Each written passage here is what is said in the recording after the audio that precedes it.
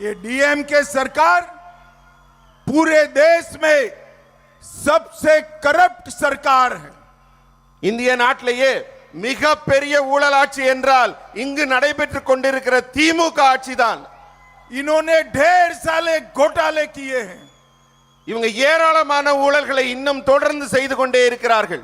टेस्टमैक्स scam, sand mining scam, BGR scam, ELT infrastructure scam, transport department का scam, noble steel का scam, nutrition kit scam, free dhoti scam, cash for job scam, red sand smuggling scam और मनरेगा में गरीब तमिल भाइयों बहनों का पैसा भी ये डीएमके एंड कंपनी खा गई.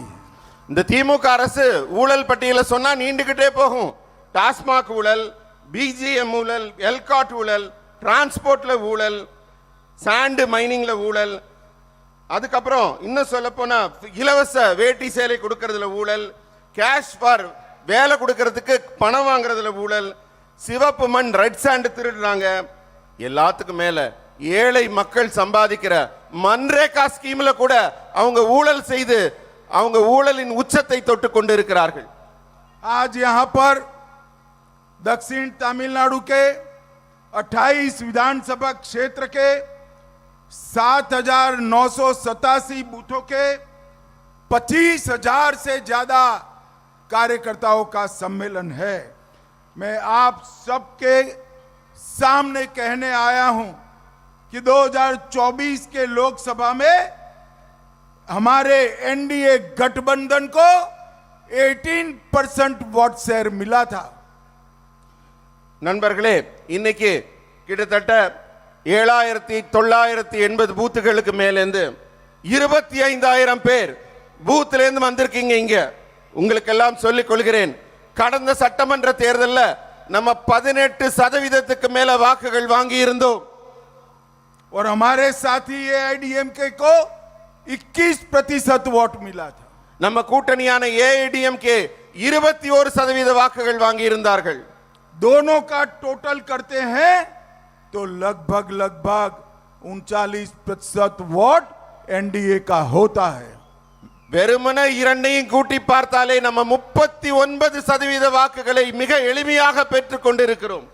एनडीए का एआईडीएमके के साथ गठबंधन केवल राजनीतिक समझौता नहीं है, तमिलनाडु के विकास का एक नया रास्ता है. என்டிஏ கூட்டணி வெறும் அரசியல் கூட்டணி அல்ல, அதிமுகவோட இருக்கிறது. தமிழ்நாட்டை மேன்மை அடைய செய்ய, வளர்ச்சி அடைய செய்ய, தமிழ் மக்களை முன்னேற்றுவதற்கான கூட்டணி. भाई और बहनों, अभी अभी हमारे सारे नेताओं ने बताया, भारतीय जनता पार्टी देश भर में जहां पर भी चुनाव लड़ती है, जीतती है, वो चुनाव का श्रेय हमारे बूथ के हजारों लाखों कार्यकर्ताओं को जाता है.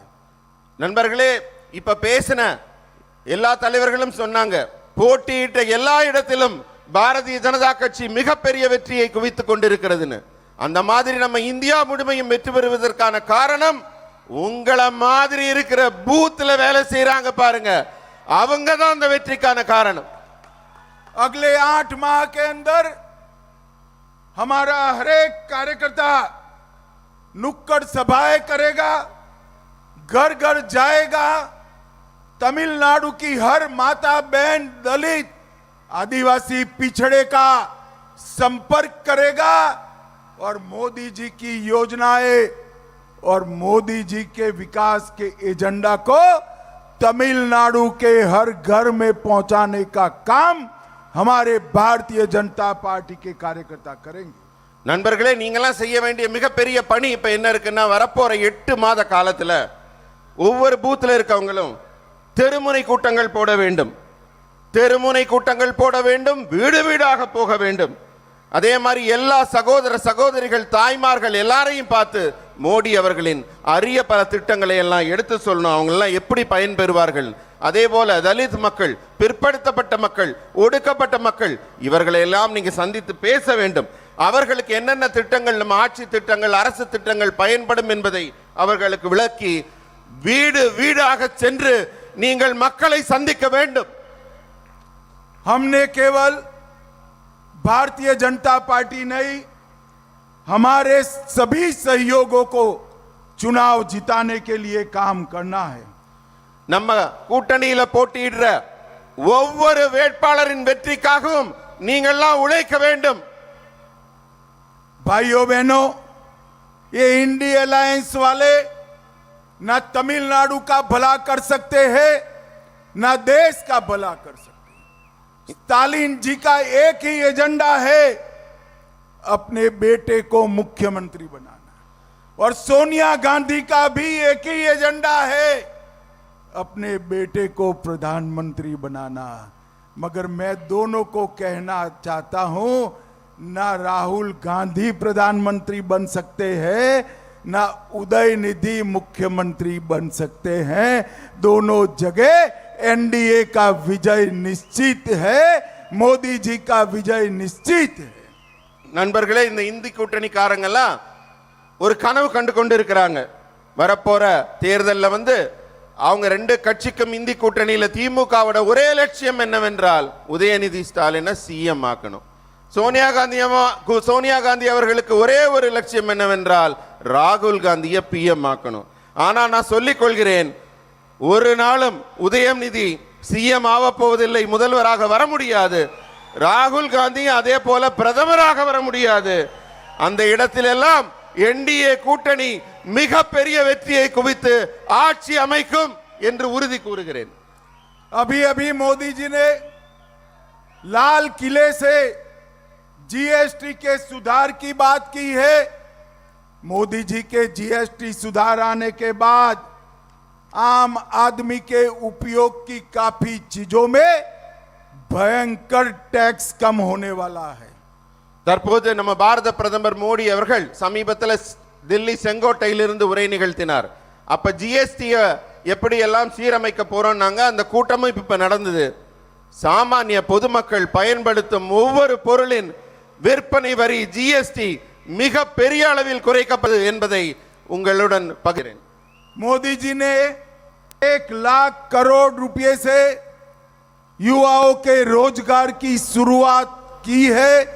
इसके योजना की घोषणा की है. நம்ம பாரத பிரதமர் மோடி அவர்கள் 1 லட்சம் கோடி திட்ட முதலீட்டில இளைஞர்களுக்கான புதிய வேலை வாய்ப்பு, அதற்கான முன்னேற்றத்திற்கான திட்டங்களை எடுத்திருக்கிறார்.